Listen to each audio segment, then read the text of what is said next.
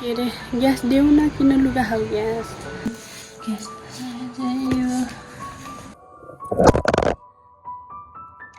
Hello and नमस्ते साथीहरू, welcome छ सबैजनालाई मेरो अर्को न्यू भिडियोमा।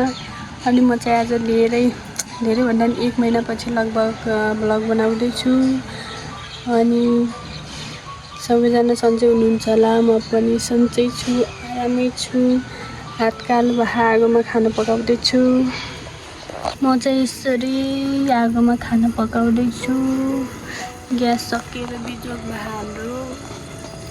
अनि 1 हप्ता जति भयो होला हामीले खाना के अरे कहिले चाहिँ बाहिरबाट लिएर खायौँ, कहिले चाहिँ यसै आगोमा फुकेर खाँदैछौँ के अरे। अनि पोखरामा ग्यासको सर्टेजले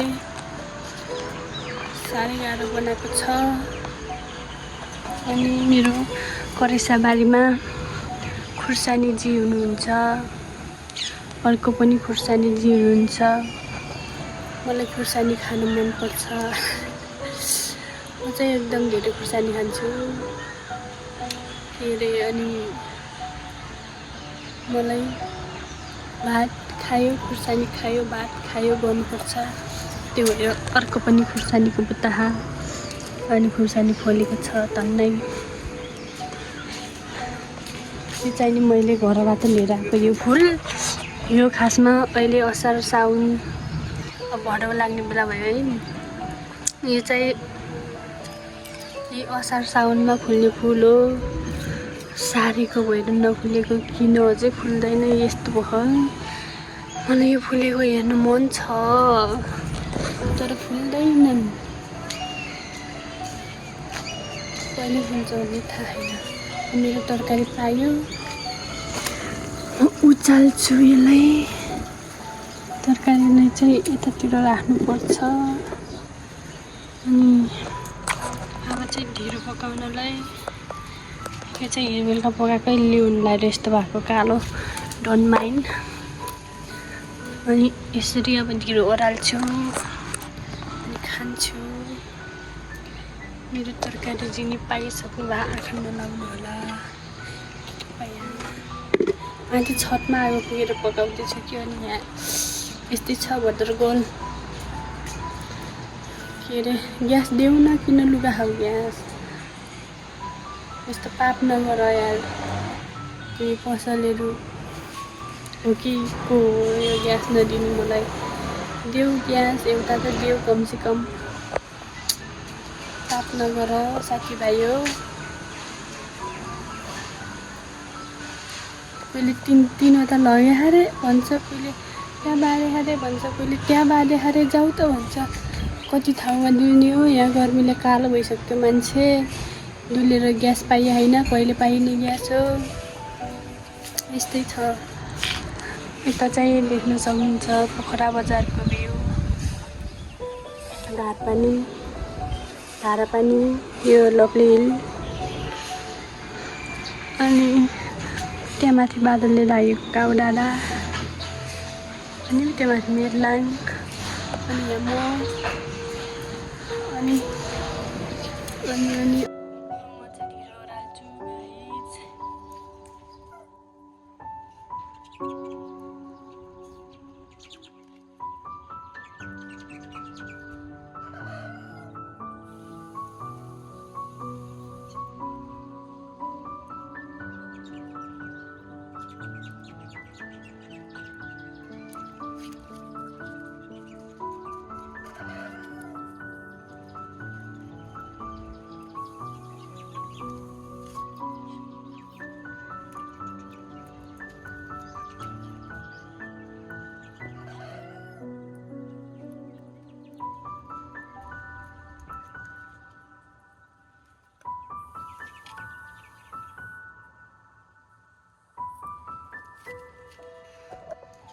मैले चाहिँ ढिँडो ओह्रालेँ, पाउँदैछ।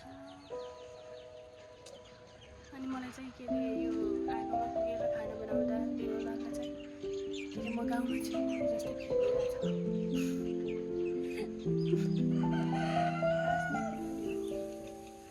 यो गर्मी धन्न आज घाम लागेन, त्यो भएर शीतल छ।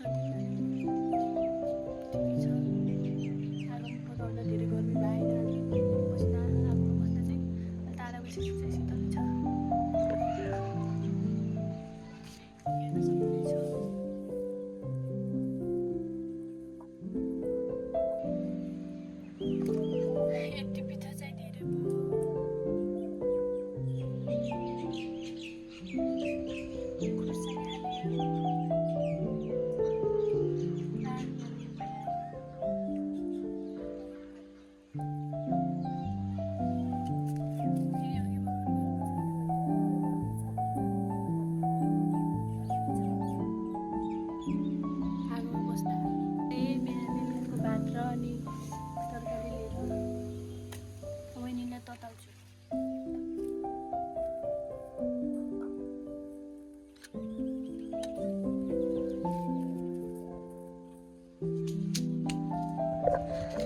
वेलकम छ मेरो ब्लगमा।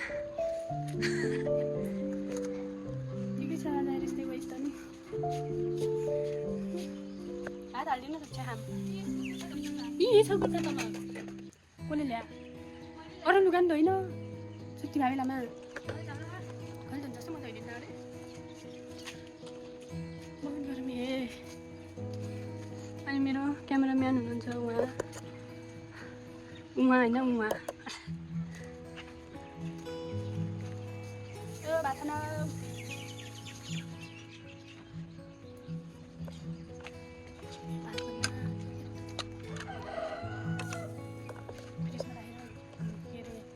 डिउरी जमेर वेलकम छ मेरो ब्लगमा। म त हालिदिन्छु त अहिले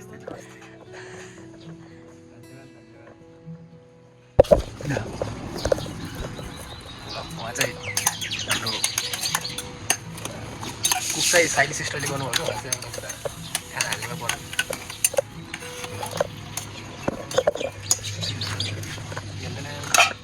हाई गरिदिनुहोस् क्या हेलो भनिदिनुहोस् क्या कहाँबाट कसरी राखिदियो।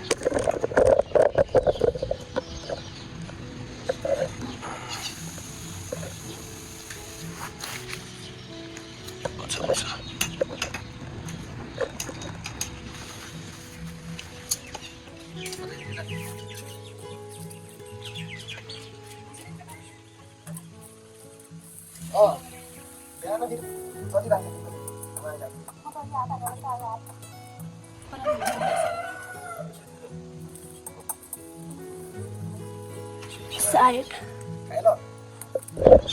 खानुस्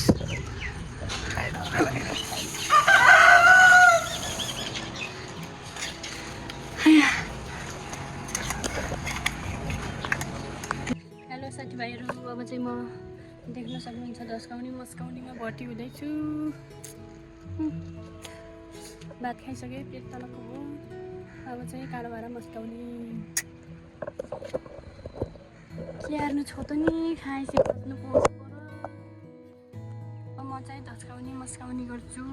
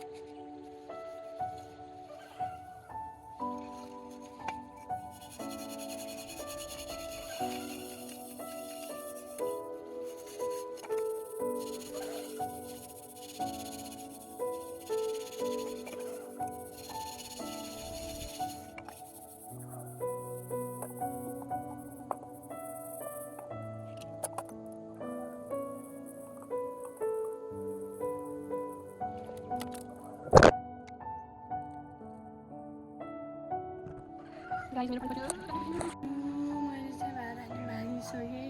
यस्तो घाम लाग्यो भने त अघि धन्न शीतल भयो। खाना बनाउनु जेनसम्म शीतल भयो। मैले चाहिँ भाँडा मासेँ कालो कुकुर सेतो बनाएँ। यो चाहिँ यस्तै हो पहिल्यैदेखि। सबलाई अब चाहिँ म जान्छु अनि सुत्छु। गाडी हामी चाहिँ जाँदैछौँ। आज यस्तो पानी परेर खतरा भने पानी परेर अनि फेरि यहाँ कता पकाउँछु झ्याउमा त्यहाँ बोल्न नै अब धेरै खानेकुरा लिएर जान्छु। के सबै धराले बालिरहेको छ। me and my sister गाडी छ सापी गर्नुस् त घरबेटी जाबे हुँदैन तिम्रो सापी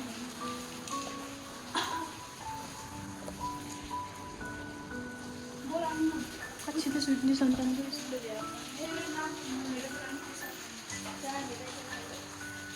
यसो पर्छ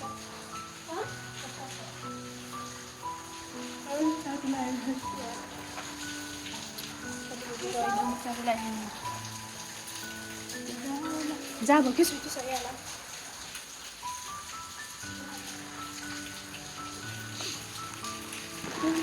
हामी चाहिँ यो पानीमा जाँदैछौँ दुईजना छाता ओढेर केही सुन्ने पनि छैन होला